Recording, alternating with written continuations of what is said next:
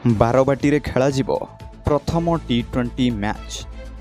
हाँ दर्शक बंधु, भारतीय क्रिकेट नियंत्रण बोर्ड बा बीसीसीआई सोमवार 2025 अंतर्जातीय घरोई सीजन एवं दक्षिण आफ्रिका एर गस्त सद्यतम कार्यसूची घोषणा करिछि एवं बीसीसीआई द्वारा घोषणा करा जायथिबा अनुसार भारत गस्त समय दक्षिण आफ्रिका 5टी टी20 मैच खेलिबो, जहाँ मध्यरु प्रथम टी20 मैच ओडिशार कटकर बारबाटी स्टेडियम रे खेला जिवो। यह संध्या 7टारे आरंभ हेबो।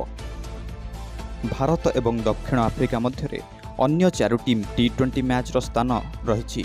तो दर्शक बंधु आसंतु देखिबा एही शेड्यूल केमती रही। प्रथम टी20 मैच 9 डिसेम्बर, प्रथम मैच बारबाटी स्टेडियम कटक रे खेला जिवाको थिबा बेले द्वितीय टी20 मैच 11 डिसेम्बर न्यू चंडीगढ़, तृतीय टी20 14 डिसेम्बर धर्मशाला, चतुर्थ टी20 17 डिसेम्बर लखनऊ एवं पंचम टी20 डिसेम्बर 19 अहमदाबाद रे खेला जिवो। परिदर्शक दल 2टी टेस्ट मैच मध्य खेलिबो।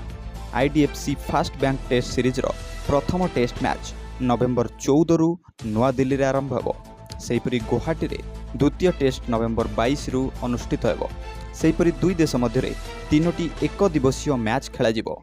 नवेम्बर 30 रे रांची रे प्रथम एक दिवसीय, डिसेम्बर 3 रे रायपुर रे द्वितीय एक दिवसीय एवं डिसेम्बर 6 रे भाईजाग रे तृतीय एक दिवसीय खेला जिबार कार्यक्रम रही।